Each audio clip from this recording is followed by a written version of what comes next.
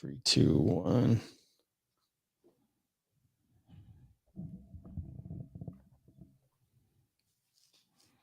All right, let's go. 3, 2, and 1. Well, hello, everyone. Welcome back to another episode of Persuasion by the Pint. I'm Jonathan Taylor, along with Sean McCool. Sean. Man, today, happy Father's Day, by the way, coming up over the weekend. Yeah. And it's that time again where we get all the, we as dads get all those accolades, man. Yeah, we get our yearly supply of socks and underwear. We'll be good to go. Good to go.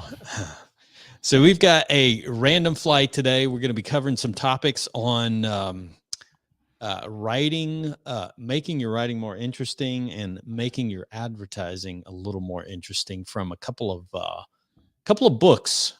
One is a new one. One is a century old, at least. Yeah. So we got one guy that's still alive and still writing a lot. Mm-hmm. Like probably more than anyone in the world right now. And then we got a dead guy that really wasn't known as a writer. He was actually known for something totally different. So there's a little teaser for you. But before we jump into that, and before we get into the numbers and the commonalities and all the things, we got some beverages to discuss. Yes, we do. So we're going pretty much polar opposites, it sounds like, today. So I'll let you go first. Yeah, I'm not sure what to think. I picked this up today. Not really a big fan just by looking at the can already, but I have a Wiseacre from Wiseacre Brewing. I have a Love Light. You can see that, Love Light. So this is where it was made, right there. Hold it up a little higher. You were in your name. There you go. There we go. Oh, here, let me remove my picture. Oh, that's got like a neon thing going on, doesn't it? Mm-hmm. Yeah, it's kind of cool. Yeah, it's kind of cool. But it is a let's see, how you would describe this? It is a wheat beer. I don't know. I don't know what I can't see what the IBUs are gonna. It's only 4.7% IBUs. I'm not sure, but I've got a feeling this can be a little tart. We were talking about this before the show. It's like you buy these things and you can't find them on their websites. No, the only thing I can find is like Beer Advocate or Untapped. Like we were talking about their artwork, though. I mean, their artwork is just. Mm-hmm. It's all over the place. Like it is. These astronaut status and hippos and bird upon a hippo. I mean, who comes up? I wonder how they just come up with some of these names. Like these two right here look like horror movie posters or something. Yep. Like from the 50s horror movies. Yeah, it looks like a lot of these look like classic book cover. They look more like book covers than they do beer cans. There it is. Love Light. Oh, there. Huh. There. It was buried in the site somewhere. No, you can't click. Oh, okay. Just a Belgian style wit ale with passion fruit. Passion fruit. So that makes me think. Some of these. I mean, look at that Taco Raptor. That looks from like it's from what is that movie? The Birds. Yeah. From what was that? Hitchcock.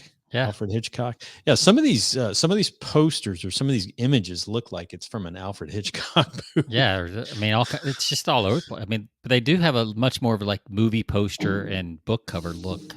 Mm-hmm. Man, they're all over the place. Yeah. Definitely some 50s vibe, 50s, For 60s, sure. 70 vibes going on. For sure. Yeah. So Unicornucopia, single source. Wow. They're just all over the place. So anyway. Love Light is yours. So I'm having, for my friends at Infamous Brewing, I am having a collaboration with the guys who do my coffee, Invader Coffee. They have a Lucky Bastard blend coffee. So they took some with Infamous Brewing, and we end up with an Infamous Brewing Lucky Bastard blend Car Bomb coffee stout. Oh man! So the Car Bomb, got it. The Car Bomb is is a drink that apparently you're not supposed to order it as a car bomb. There's another name for it. If you actually go to Ireland, they get very offended if you call it a car bomb. But it's half an ounce of Bailey's Irish cream, half an ounce of Jameson's Irish whiskey, and then 3/4 pint Guinness Stout. So this doesn't have the liquor in it, but it's done for you, I guess. It's supposed to mimic that taste is the idea. So okay, we shall see. It looks pleasant. Yeah, there's it's very dark. So this is 7.5%. Yeah, you're just keeping it in the koozie there.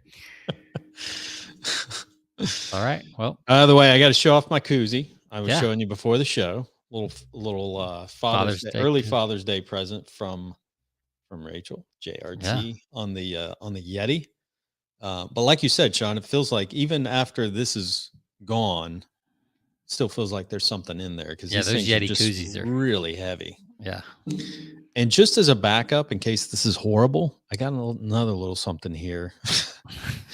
It's as a backup, little bourbon there, flask there. Yeah. So another little Father's Day gift, little Clayton and Croom. I don't know if you've ever heard of these guys, but they do a lot of this fancy stuff. They're based out of a really cool store. They do a lot of stuff up in Kentucky, and they do a lot of leather goods and stuff like that. So they made really the flask little holder thing. Mm-hmm. Yeah. It's the whole. Actually, they do the whole bottle and leather, everything. Yeah. So really cool. They've it's kind of a niche. I think they've tapped in. I guess being up there in like bourbon country, they've really tapped into. A lot of it's like they've got like leather wrapped bourbon glasses and all this stuff and flask and really cool stuff. It is Clayton and Croom. Clayton and Croom. I got to show you the box real quick. This is the cool stuff. So I know we're getting on a side tangent here, but this is the cool stuff. Yeah, but this is for those people watching. This is the kind of stuff that when people are talking about your stuff on a show. Yeah, I got to give them you're doing props. Something right in your marketing, right? So, yes, indeed. So they send it in a box like this. This is what it comes in. Really packaged. Show the box. Show the box again. I have the screen sharing up. Packaged really well. Yeah, like a high-end gift box. Okay. So you open it up. And it's got the little. Obviously, they put their guarantee, card in there. American made. Says we're a team of makers, not a machine. We stitch every thread and dye every edge right here at our workshop in Louisville, Kentucky. Right up in Louisville, Kentucky. Nice. So they even give you a little funnel. In the box, because you don't want to spill it. No, don't want to spill anything. So that's nice. So the little bronze funnel, and it's well made. So it's a really cool little thing. A cool addition to put your bourbon in, and you can have it. You can have your initials on there, and then they like I said, the glasses and everything. So do the pint glasses and coasters, wallets. Yep. Koozies. That's pretty cool. Yeah, it is. Sunglasses. And you can tell it is genuine leather because you open this thing up and you pull that bottle out. The leather, that's the awesome smell of leather. Yeah. It just comes at you. Nice. And even days after, you can still smell the leather. Yeah. Just sitting there. So and that'll last forever. Oh yeah. Yeah. They'll be fighting over it. The glass is super thick too on the bottle. So you're not worried about, even though it's it's clothed in leather, you're not even worried. I mean, this thing's pretty solid. So yeah, maybe it's Gorilla Glass. Could be. Who knows? Could be. All right. Well, let's cheers it up. Cheers. So I can taste this stuff.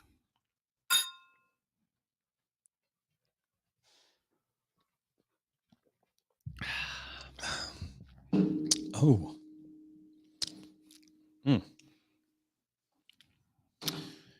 All right. What's the verdict on your passion fruit beer? I'll tell you the verdict right here. Already got set aside. That escalated quickly. Just set this over to the side. It's bad, man. You will learn someday. I'm gonna give it a fair shot. Mm. Boy, that is sour fruity. It tastes like you've got a Sour Patch Kids that they've just dropped and soaked in there. Wow, but it's not a sour beer, right? I mean, it's got a sour aftertaste. Yeah, yeah. But there's that whole class of sour beers which I don't get. I've never liked any of those I've tried. Mm-hmm. But it's not. I think it's the fruity. What I mean, the passion fruit.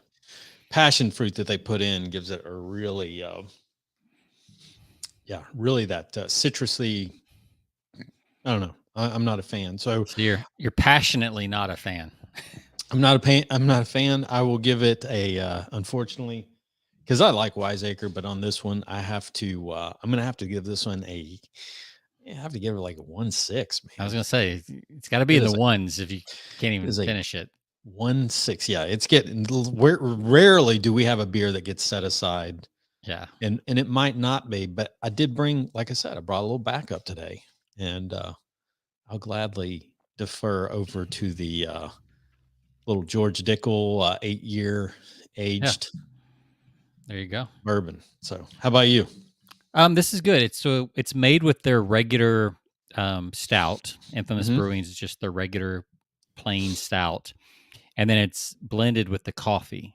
So you don't get much. You don't really get any like liqueur taste or any of that because that's not really in it. That is in the coffee. Yeah. So it's kind of third hand. It's not really in it. So because of that, it tastes very much just like a clean stout with just a hint of kind of that Irish blend in it. Yeah. So it's not overpowering at all. It's actually, if you like a good stout, it tastes like a good stout. Yeah. So I'm going to give this a solid. I'll just give it a solid 4. It's just a good smooth stout with just a hint of something going on. It keeps it interesting, but not overpowering. Well, good. So we'll give it a solid 4. Not bad. Not bad. Not bad at all. All right. So let's talk about. We kind of hinted. So which direction you want to go first? Well, I'll start with because we've mentioned James Patterson on our show in the past. The guy's a writing machine when it comes. He's got like a writing empire. He's like the Walter White of writing. He's created an. He would probably love that comparison. Actually, I think. But no, I mean, his guy's a machine. But the secret is he's got all of these co-writers, junior writers, co-writers. Absolutely. Well, both now. He's starting to do deals with like we said. He's got a book with Dolly Parton, who helped write. He's got a book. What was the other one? He's done a book with Bill Clinton in the past, like The President's Daughter or something like that. I forgot exactly what the title was, but you go to the bookstore and you'll see there's almost a whole entire. If you walk into a Barnes and Noble, there's almost half the shelf of nonfiction. Yeah, I mean, he owns it. Yeah, if you look on the screen, there's here's the new releases. There's 4 of those, and then there's 5, and then 5 more coming soon. Yeah, there's 5 kids books.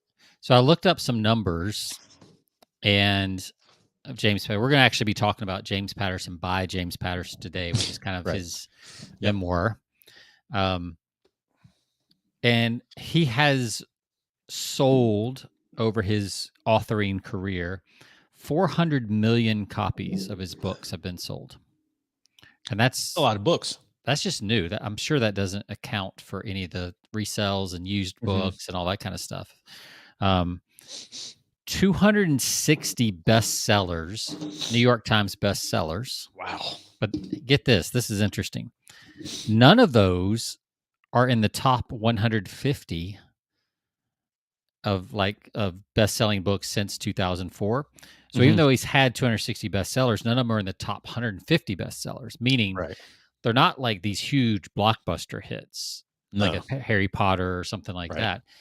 But he's got what really makes it work is the volume of different titles he has, and people Mm-hmm. just read his entire collection. Yep. Right. He's got these fans that read everything. And I've seen him interviewed before. And he's like, yeah, if I could write faster, they would buy more. Cause he's like, I get requests all day long wanting to know when the next book is coming out. Yeah. Oh yeah. Cause they're, and he has all these different, like he has like, he has a series on the Alex Cross, which, people, there are certain fans of just Alex Cross. Like, yeah. So here's here's the Alex Cross series. There's the Women's Murder Club series, Michael Bennett series, like just this whole, all these different things. He's got the kids books. He's got, all this stuff. And like we said, he's got the stuff with other writers. Other writers, yeah. Because I think most of the Alex Cross stuff he does himself, or most of those. And I've seen some interviews where he still writes out most of his outlines and stuff by hand, like pen and paper. Yeah, he does, which is interesting too. Just really kind of and he goes into detail about his, and you'd be interested. That's why I mentioned the book, Sean, to you, because you might be interested, because he talks about his process of collaborating with his co-writers. Once, because he says he's more interested in telling his story than writing, right? So it's like, the story's more important than getting the writing, getting the sentences just right, and all of this stuff. That, story is true. Far. And that's true in copywriting too, right? Yeah, the hook. Exactly. The hook. And the big idea, like how you're going to tell the story, actually matters more, right, than the line edits that you have to, but you have to put them all in there, but sure. Yeah, as a copywriter, if I want to work with a junior writer, I can kind of say, look, here's the product, here's what I think the big idea should be, and here's the basic outline. We need to answer this, and this, and blah blah blah. Now you go fill in the details. Absolutely. And it's just, he does the same thing. Yep. Yeah, he talks about how, if a story's kind of getting off track, that they, he'll get together with a lot of his co-writers and like say, kind of like, okay, we're losing people, we're going to be losing people at this point, because we're kind of going off on a rabbit trail. So, and they'll have these powwow meetings where they're working to get the things back on the tracks, so to speak. And, but I'm sure that happens a lot of times, even, for every writer. Because if he hands the writing off, the new writer, because I've seen this with junior copywriters, you've got your own ideas, and you kind of be like, oh, that's interesting. And what's interesting to you may not be interesting or fit in the same way that, that James Patterson thought it would fit. Right. So that's just a whole nother like level of management and thing, like to be able to pull somebody back on, but not kill the spark and not, make them feel like, well, why am I writing this if you're coming up with all the ideas? Like, it's, of course, if you're co-writing with James Patterson, it's it's almost a guaranteed, you're going to become a best-selling author. Yeah, absolutely. I mean, and your name will be associated with, James Patterson. So, little interesting tidbit. We were talking before the show, he started out in advertising, just like a lot of writers do. And, you may not know this, but he did the Toys R Us. I'm a Toys R Us kid. That's straight from James Patterson. So there you go.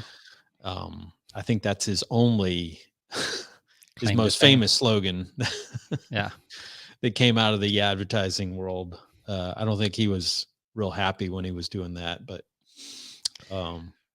he seems to have made the right career switch. Seems to be working out okay for him. So so 400 million copies of his book sold. That's 260 of them 260 bestsellers. I mean, that's pretty. I don't care. I remember reading at one point, 1 out of every 9 books sold in America was a James Patterson book. Wow, can you imagine? I mean, it's insane, and he gets a lot of criticism from other writers because his stuff is so formulaic. Sure. Does he talk about that in the memoir? So the memoir, by the way, the name of it is It's called The Stories of My Life. So I skipped around a lot, so I haven't read every chapter. Yeah. But no, I think I think he does mention that he's not like he treats it as a system, Yeah. unlike a Hey, lot of writers. yeah, he understands that and we've talked about this on the show. He understands it's entertainment. Workflow, yeah, exactly. Like he's not trying to create Mm-mm. a Pulitzer Prize winning novel or something, Yeah, right? and he even says that here's an excerpt from his one chapter, and all what I love about this book is all the chapters are like about 2 pages each one, so he keeps them really short to keep you engaged, keep you interested. I But think it's an interesting formula because I've seen that a lot in the last 5 or 10 years. Yeah, people writing these super short. It's almost like they just sit down and write one chapter a day as a journal entry almost, and then publish it. And I think I think it does something for you because people that read, they only have so much time, and I think there's kind of that there's something to us as readers where you hate to stop in the middle of a paragraph, yeah, but you or even often a have chapter. to. Yeah, I mean, like, yeah, I always want to get to the end of the next chapter before I put it down. Exactly. Right. So especially at night, I'm kind of reading at night. I'm like, I'm flipping through 46 pages to the next chapter. No, can't do it. But it actually makes you. I bet it makes you read more because if it's only a page to the next chapter, you get done pretty quick, and you're like, "Oh, I could do one more chapter." Absolutely, yeah. So I wonder if because it's each actually one the of these are 2 or 3. Yeah, so I bet you Easy. actually read more faster because you get those payoffs of the short chapters. Yep. And it just keeps you going. Interesting. By the way, he's a huge movie holic too. He loves movies. Yeah, there's actually a tab on his website. I didn't click on it. Called movie reviews. Yeah. He said one of his all-time favorites is Godfather 2. Let's see. And Mad Max. He looks like he's a little behind, at least on his website, because its latest movie reviews are Knives Out, Dark Waters, and Richard Jewell. So, oh yeah, Dark Waters, Richard Jewell. Yeah, these are old. Those are like pre-pandemic, pre-COVID, I think, or maybe like right. But look at these, COVID. like hundreds of reviews. Yeah, on his site of different. That's crazy. I didn't realize he did. Huh, that's cool. I mean, he's got a lot of extra time on his hands. What else is he going to do? That's right. He's got these co-writers doing everything. Holy crap. Look how long this list is. It just keeps going. Wow. Yep. These are like actual. There's no Top Gun, so he's a little behind. There's no Top Gun Maverick. I mean, that is incredible. Like that must be just like just a good hobby for him. Yeah. So. He's got a chapter on here. It says playing with the reader's mind. Interesting. Okay. He says the day, and it was a day that writing started to be fun for me. The day things begin to really click was the day that I stopped trying to write sentences and started writing stories. Sentences are hard for me, as you can see, but stories flow naturally from my heart and my head. He goes, I have a unique writing style, for better or for worse. Maybe a little bit of both. I have a voice. Michael Connelly described my style like this. What Jim does is to boil a scene down to the single telling detail, the element that defines a character or the moves a plot or whatever moves a plot along. Yep. It's what fires off the movie projector in the reader's mind. Really interesting. So that's very interesting that you say that, because one of the first books when I started writing copy that my copy chief had me read was On Writing by Stephen King. Yep. And Stephen King in that book says almost the same thing. He talks about, I don't know if you remember this from the book, but he said, if you're describing a scene with a rabbit, like a purple rabbit in a gilded cage, all that really matters is there's a purple rabbit. Like you don't need to go into describing the gilded cage and how detailed and ornamental, and it came from 19th century Paris. And like he's like, that's a side tangent. You don't need to go down. Exactly. Let the reader's imagination fill in all that stuff.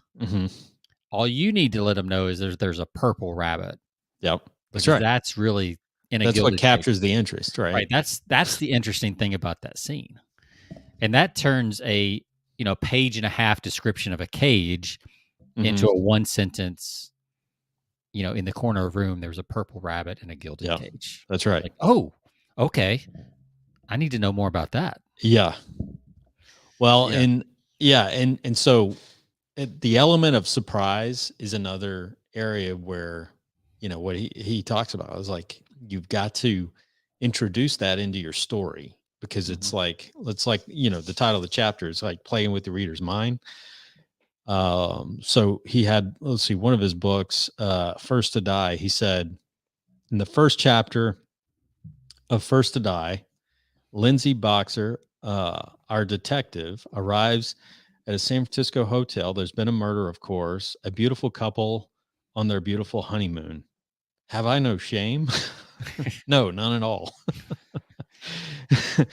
Then we meet the medical examiner. And then, so he starts out right from the start, just doing the thing that some people probably wouldn't dare to do, is, well, I mean, what's the old, it's starting in the middle of the action, right?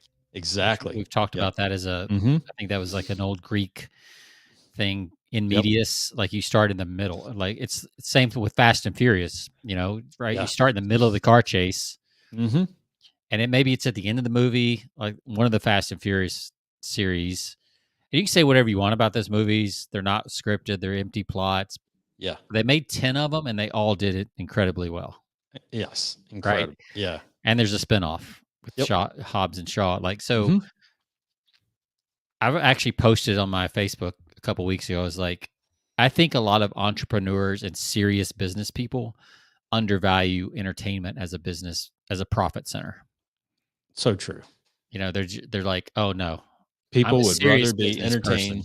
Exactly. I'm a serious business person. I'm not going to worry about entertainment. It's like, just let me just do good business. It's like, well, entertainment's pretty good business. I mean, it is. And, gaming is bigger, which is why TikTok is so extremely popular. It's the number one social media channel right now, and it's simply because people love to be entertained. If people didn't love to be entertained, then some of these other players like Facebook and Facebook's looked at as like the old man's like it's like it's like the news, it's like the newspaper compared to going to the movies. TikTok's like going to the movies, very short movies. Yep. Compared to Facebook, which is more like, I mean, it's literally called a news feed. So it's like a newspaper, right? Or TikTok is, whatever it is. And it's addictive. Like I did this this little experiment. So I do a French press coffee in the morning. Then we'll get back to the book, but this is interesting. And you should do this as a test sometime for those people listening, just like, try this out. So I would do like a French press every morning to have my little routine. And I have a timer that once I put the water in the coffee, it's 4 minutes. So I got a little sand timer that sits on the shelf. And if I go like, if I do like, I'll sometimes do like stretches around the kitchen. Like I'll just try to stretch a little bit in the morning, like walking lunges or stuff like that, just while I'm waiting for the coffee. Or I'll unload the dishwasher that was done the night before. And it's amazing because I can do that, and then I'll come back and there's still like 2 minutes left on the timer. Yep. And I'll do a little something else, and then the timer's just then going down. So it seems like 4 minutes takes forever. Yep. If I get on TikTok or Instagram Reels, like I'll watch what seems like one reel or one TikTok or 2 or 3, and I'll look up and the timer's gone. Yeah. There's something about that medium that just absolutely sucks you in, one after the other. Creates a time loop, time warp. Yeah. Yep. But I mean, I just love that James Patterson is like, I've got no shame. Like, I know what I'm doing. I know what this is. Like, this is entertainment. It's guilty pleasure for people. Absolutely. It's escapism. I understand that, and I'm not fighting it, and I'm just diving into it. Yeah.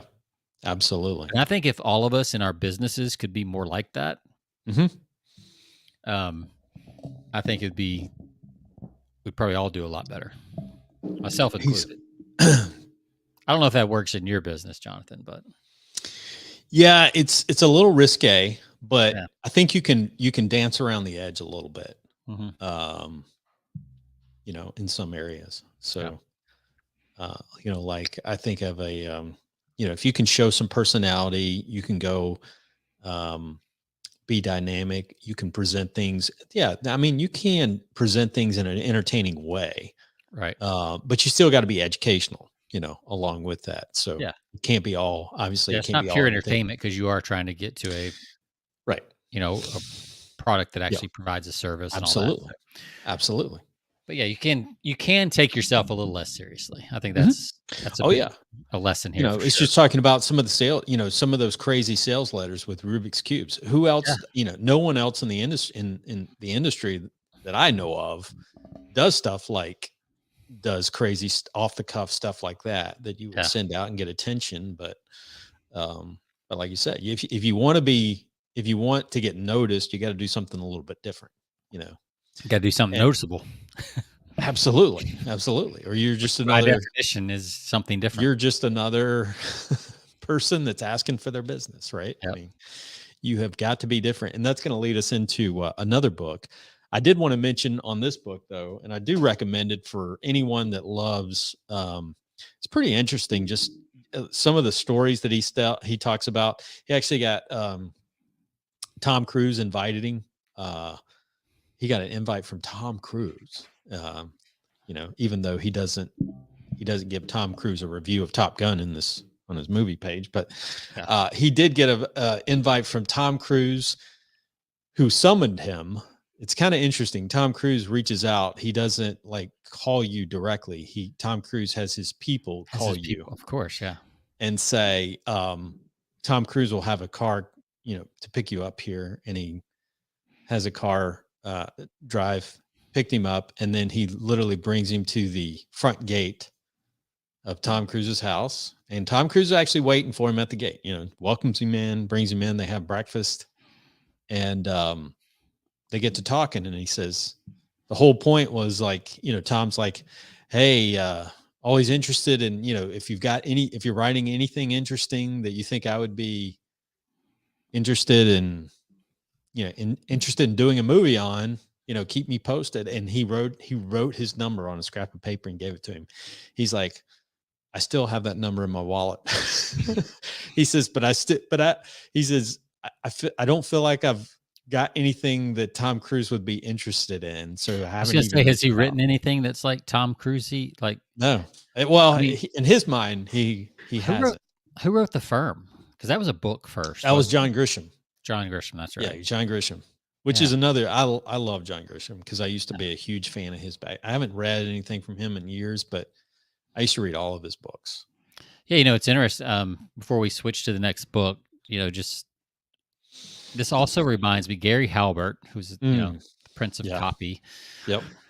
He used to say, and he would tell young writers, he's like, you need to read John MacDonald, who was basically the James Patterson of his day in the 70s. Mm-hmm. I think it was John MacDonald, had a whole detective series, kind of like an Alex Cross type thing.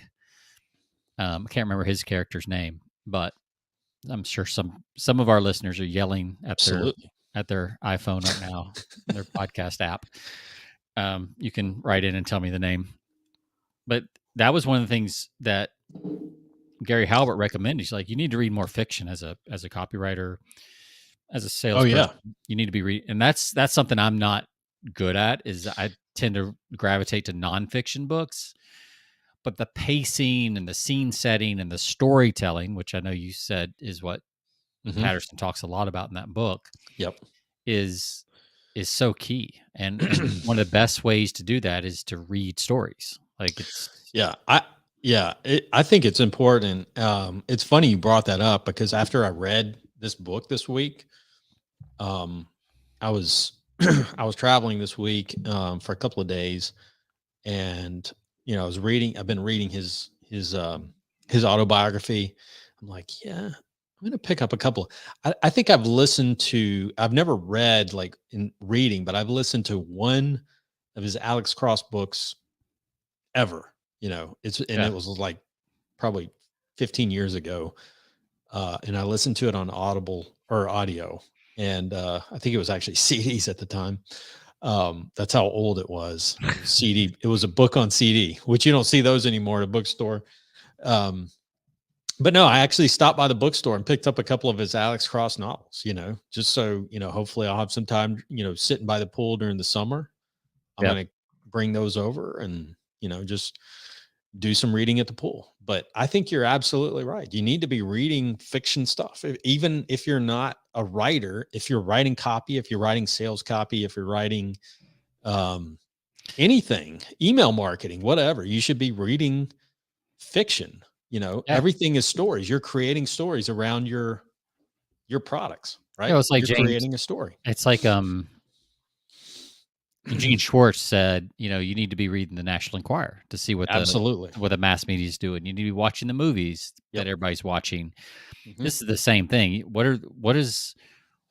What's outselling everything else in the reading niche, right? Because I picked up my copies this week of, not the Enquirer, but I picked up my copies. Is the Enquirer still around? Because now it seems to be Star and Us Weekly and yeah, like it is still around, but they're not as prevalent as Star. And then you've got Globe. You got a Globe magazine here, and you've got all the cool stuff. You got like with the. I mean, look at this. The Elvis Only I Knew. Elvis. There's this new movie about Elvis coming out here in next week with. So that's got to be everywhere now. Yeah, anything about Elvis is going to be hot. Bingo. We should do a marketing with Elvis or something next week. That's a good idea. Might have to do that. We coincide with the launch. That's right. All right. All right. So moving on to another book, which is quite a bit older. And this one is This is called Dollars and Cents. Now I got to give kudos to our buddy David, our friend David Dutton, who bought this book. Double D. He's a huge P.T. Barnum fan. Yes. And he was telling me about this. I didn't even know about this book, but he actually bought this book. It's called Dollars and Cents, How to Get On, the Whole Secret in a Nutshell. Dollars and Cents, and cents is S spelled not as like penny cents, but SENSE, dollars and cents. Kind of clever there. But you can actually find this on Amazon. I actually found a Kindle version of it. He bought a original copy back from the late 1800s. Yep, there you go. Has 2 ratings. Super popular. So this book is, I wouldn't call this just a marketing book because, P.T. Barnum was known as the, he was a showman, but it's all about just life in general, life, business. There's a lot of lessons throughout it on different things, but there is a section on advertising. I have to say, what's his name that played him in the movie was much better looking than. Oh yeah, the pretty much. Yeah. Oh, what was that movie? The Greatest Showman. The Greatest Showman. Yes.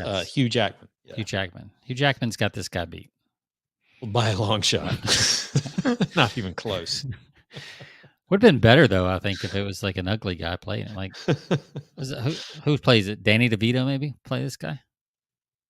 Yeah, I could see Danny DeVito playing. Looking at this face in front of me, that's a Danny DeVito face.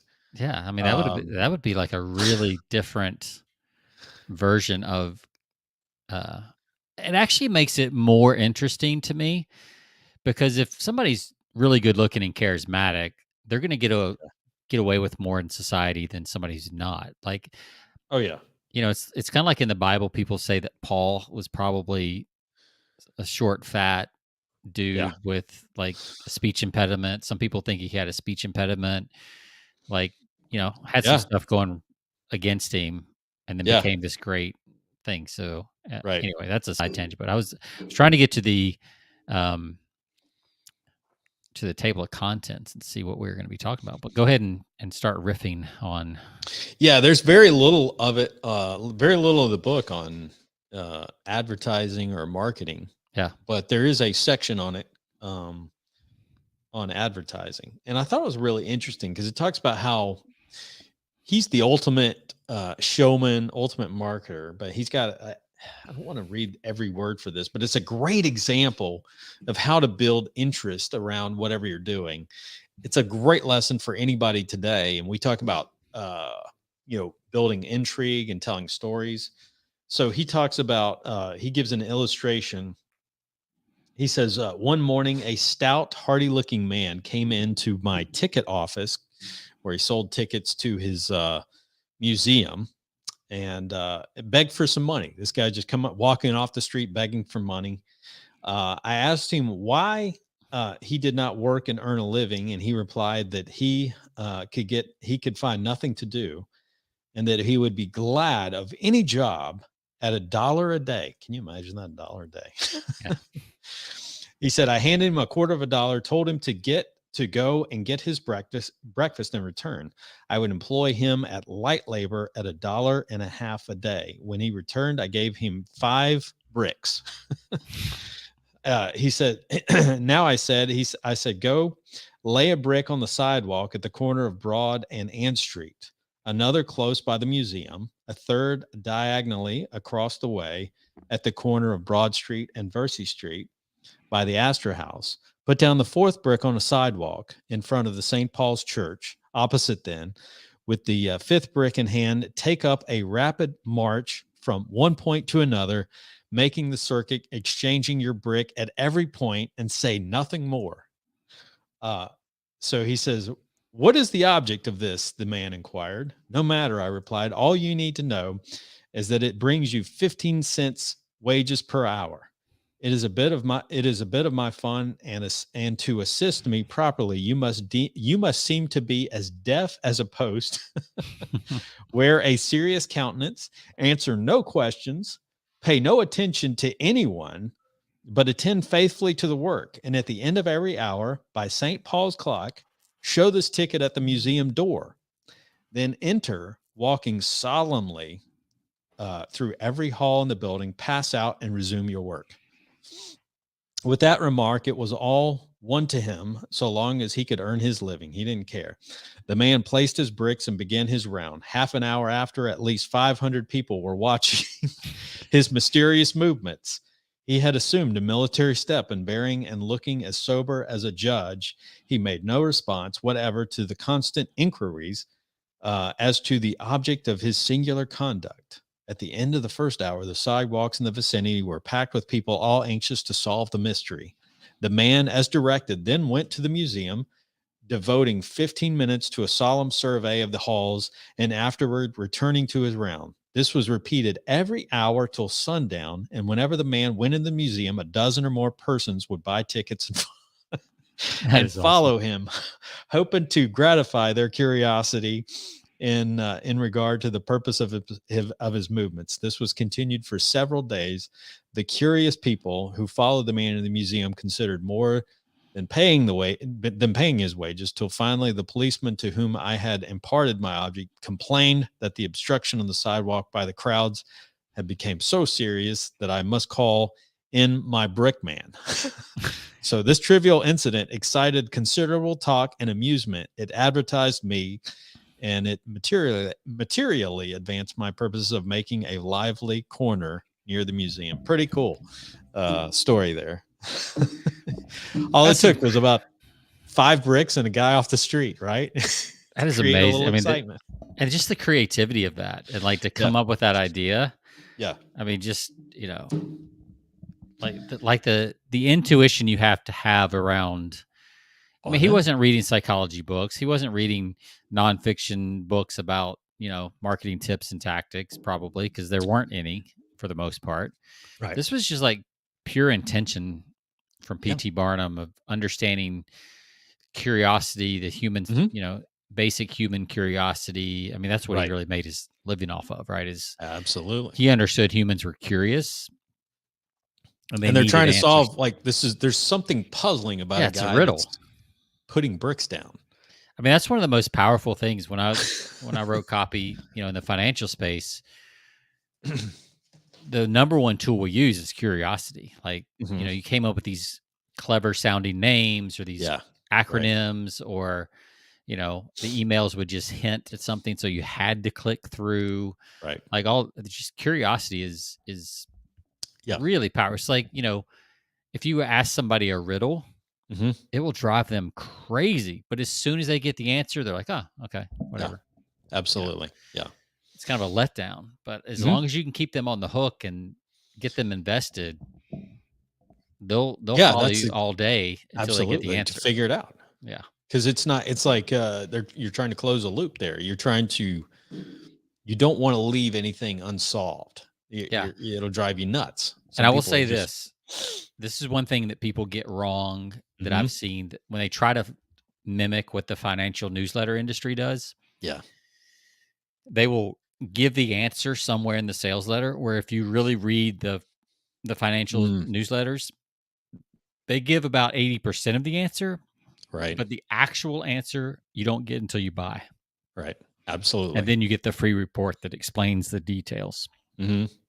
But a lot of people give away the um like it's hard for them not to go ahead and give it away in the sales letter or on the order Yeah. page or something like that. But you have to Right. hold it back all I mean, just in that example you just read, right? You gotta go into the museum and you gotta buy a ticket and go Hmm. inside. Hmm. He Yeah. didn't stop and explain why the guy was well, he never explained why he was carrying bricks around. I guess they were just kind of just they never got the answer actually. So they just He didn't. I mean, yeah. he didn't, and the guy didn't care. He was just he Yeah. knew he was making a wage. That's all he cared about. Right. And actually he made no promises either, right? That's right. I mean, Yeah. there was no promise of like I'm going to tell you what the story about Right. this guy carrying bricks is. Yeah.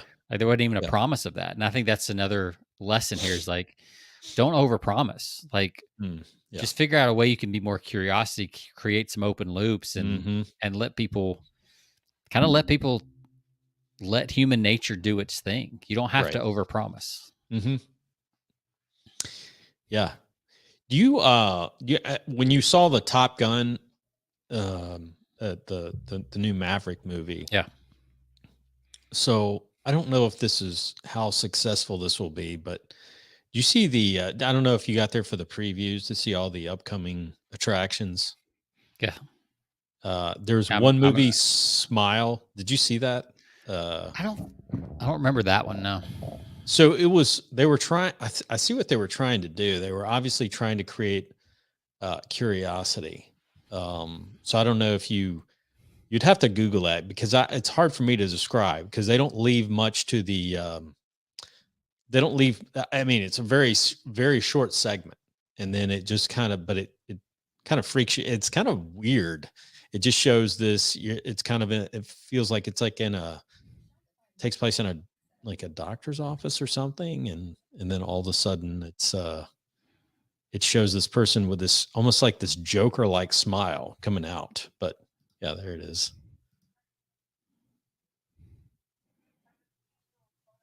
Obviously, you can't hear the audio, but so is this it or was it a different one? I don't know if this is it because it's coming. This is 2021. So Yeah. Well, everything got pushed back, so I don't know if this is it, but I don't remember seeing anything like this. But yeah, it's interesting because some people will do a trailer thinking they're being curiosity, but yeah, you don't give them enough. It's yeah. like there is a kind of a fine line between um, hooking people and having the curiosity, and then Oh, here it is. Here, I'm going to pull this up. I'm going to share my screen. okay. Let's see. This is what I'm talking about.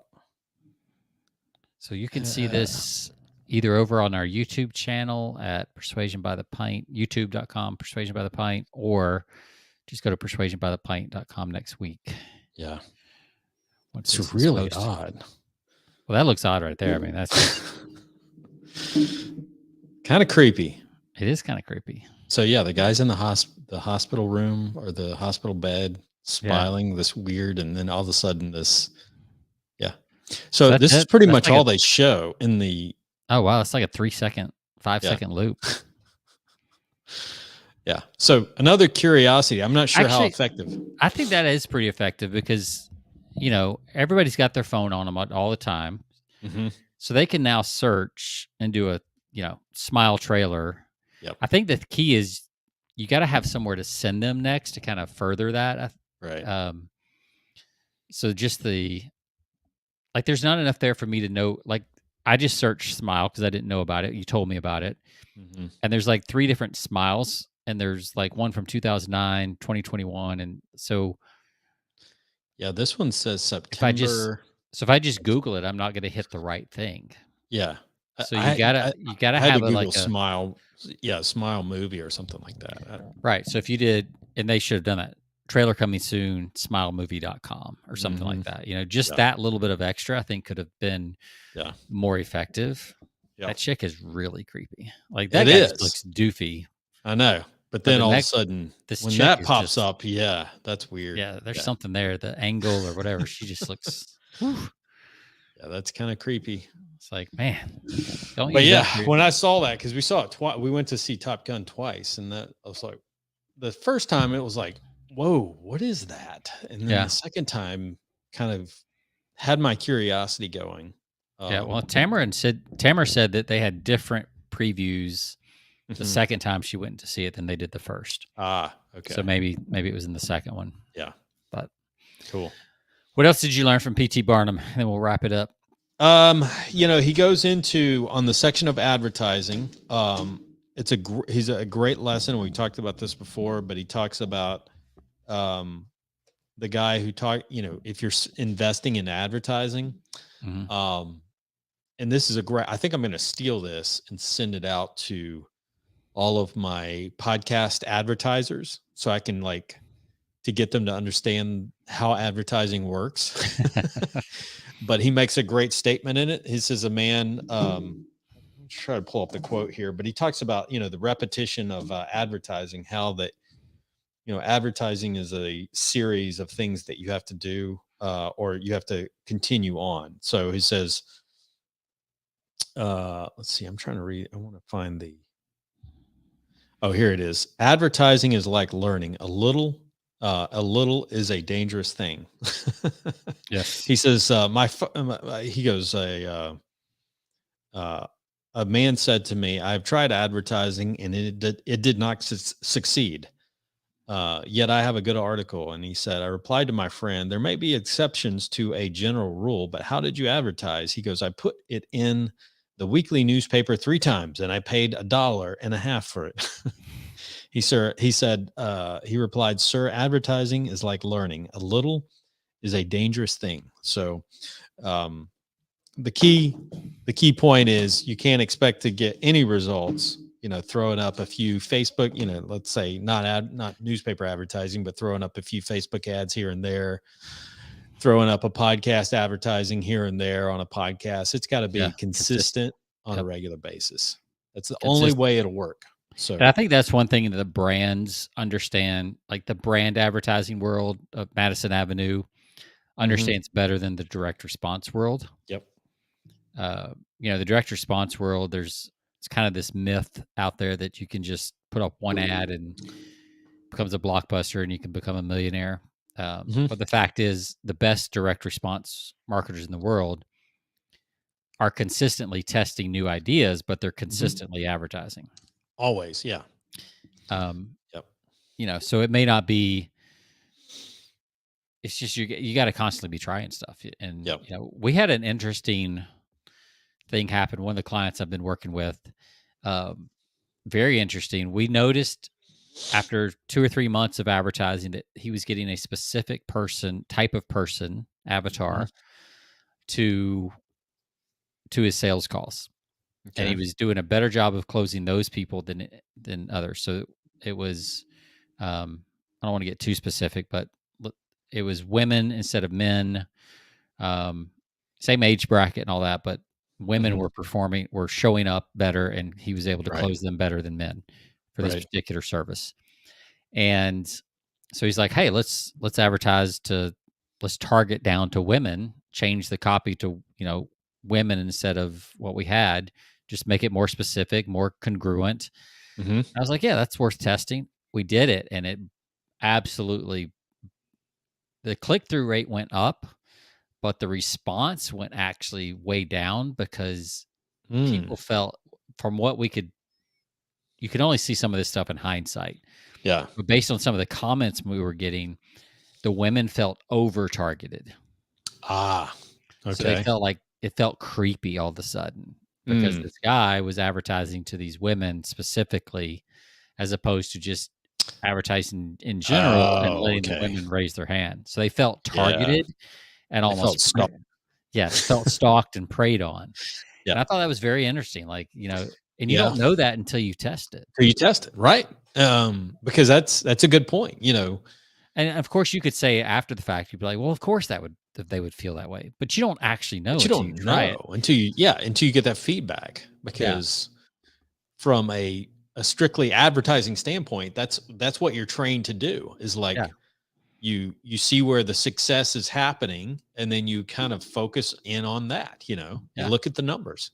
So what we learned is, and more of friends of mine and colleagues were finding that on Facebook and any of these platforms, you got to keep your targeting very broad, and you got to just write the copy in such a way that it's kind of like third person. It actually goes against a lot of what we've been taught in direct response. Right. You don't target the people, you target again the emotions and the Sure. Yeah. some of the problems and things like that. You still target. That's still true. But you Mhm. kind of you let the person self-identify instead of trying to say, Yeah. you're a 35-year-old mom, and you take your kids to soccer practice every week, and you're frustrated Sure. that your sedan doesn't get Right. the mileage of your minivan, that Right. kind of stuff. You don't want to get into that kind of detail. You want to talk more just in general and let the targeting take over. So that's a very simple explanation, but yeah, it's No, interesting that you can over targeting feels creepy is kind of what we learned on that yeah. for that particular market. Oh, absolutely. May not be true. Like, you could try the exact same thing in another niche, another service, and it may work beautifully. Mm-hmm. So you just have to test it because you just don't. Yeah, and it's Don't know. all what it may not be the same for a different market. If that were, let's reverse it and say it had been more niche towards the male, Yeah. the male population, right? Yeah. They may not have had the same response, right? Yeah. Because Probably not. they don't feel like, they have a different response to that, you Yeah. know. So you just got to know like you said, part of it's just testing and finding out. Yeah. And that comes from discovery, over time, test. And then the danger Uh, too is, though, once you get that reaction, it's like, oh, then you're hesitant to try something like that again. sure. Yeah. And you Yep. have to be willing to try that again. Maybe it's another, maybe not in that niche with that particular offer. Mm-hmm. Kind of learned your lesson, but Yep. I think as a copywriter, as a marketer in general, especially if you cross niches and things like Yeah. that, you can't let we know this in sales, Jonathan, right? You can't let one objection become the basis Mm-mm. of your pitch going forward. Right. Right. I saw Absolutely. I saw new salespeople all the time. They would get one objection, and then they would try to work that objection into every presentation from there on. Absolutely. Yeah. And most people don't even have that objection. No, But it felt exactly. like it because they lost the one sale Mm-hmm. to this one objection. So now they're Right. covering it every time. And, Yeah. and you just don't need to do that. Like, if you've got a No. solid presentation, Sure. cover it when it comes up. Don't necessarily try to cover it ahead of time, because Good point. Yeah. sometimes you can actually create an objection by bringing it up. Right. Because they're not thinking about it just because that one did. Right. Maybe, the next one's not, but you've brought it to their attention. So naturally you've just created a stumbling block for yourself by doing that. And that's why I think that's what a lot of times why rookie salespeople can do so well. And then they start hearing the objections. They start trying to solve all of them ahead of time. Mm-hmm. And then they Yeah. go in this slump until they kind of come out the other end. Sure. And then they're like, oh, no, I just need to stick to the presentation and only cover the objection during the objection handling section of the presentation. Yeah. So it's, I don't know how we got on that, but that's good stuff. No, that's good. Yeah. So two good books. I mean, I'm definitely going to get the James Patterson book. I loved, Stephen King's On Writing. Sounds like it's similar as far as just kind of the craft, and he talks about Stephen King in this book too. Yeah. So I saw another article where he was like, he actually wanted to write a book the death of Stephen King. Yeah. I was like, but that's awesome. He got threatened by legal action, not from. Yeah. I don't think it was directly from Stephen King, but it's probably his people, guardians. But, so he backed away from publishing that book, and he said, "Yeah, and I never got a thank you note for not publishing it." So but he's like, "Yeah, I think the world of Stephen King," but he's like, "Yeah, he didn't want me to write that book." So, I mean, those two guys, man, they've written a lot of books and sold a lot of books over the last 20, 30 years. It's amazing. Yeah. And they'll get very little credit historically for their sales. Yeah. No, you're absolutely right. I mean, I would doubt 100 years from now if either one of their names were ever mentioned. Yeah. I mean, it's kind of sad when you think about it, but it's crazy. Like, you think back 100 years, you could think of 5 or 10 names that, dominate that century. You go back 200 or 300 years, there's maybe 1 or 2 names per century. And there's centuries that if I asked you to name somebody from that century, there's entire centuries that you can't name a single person. Right. I think that's another conversation we should have sometime. But that would be kind of interesting. Everybody thinks they're leaving a legacy, but the fact is, chances a week after you're dead, no, pretty slim if you look back historically, century by century. Yeah. Like, there's entire, I bet from 100 AD to 1000 AD, most people can name maybe 1 or 2 people in that entire those 9 or 10 centuries. Yeah. 1400s, everybody's going to name Columbus, at least in this country. That's about it. 1400, yeah. 1500s, maybe was that the Gutenberg press? Yeah, maybe, because that was pretty big deal. Yeah. But it's few and far between. So yeah. So maybe don't worry so much about a legacy and just maybe have some fun. And not many people leave a name that you're just thinking about constantly. Most people move on, and it's even more today. I mean, you think about it, like, attention spans just move on, right? Yeah. I mean, it's probably different during a generation where there wasn't the internet and you had more time. You didn't have as much stuff to digest and read and think about. But it's crazy now. Not the case today. No, so you might as well have fun while you're putting out whatever you're doing. Enjoy. I do got to mention, because I skipped out on the beer, and I got to give fair. I've got to give a fair rating to the bourbon that I'm having. Okay, give it a rating. It is it's the George Dickel 8-year, and I don't have it. I don't have the bottle in front of me, but it's so smooth. Very good. It's one of my favorites. My favorite go-to outside of Elijah Craig. So I'm giving that a 4. It's got to get a 4, at least a 4.8 or a 4.9. I'm going to give it a 4.9. So there you go. All right. Very good. 4.9. 4.9. It's better than all right. You're going to give that beer to your dog or something like the other one? I just think anybody's going to drink this. Just give it to the sewer system. I'll just pour it down. And I've got, I bought this in a 4-pack. So thankfully, I only have 3 of these left. I'm sure I can pawn these off on somebody. Your brother-in-law, he'll drink it. Exactly. He's an IPA drinker. He'll drink this stuff. Yeah.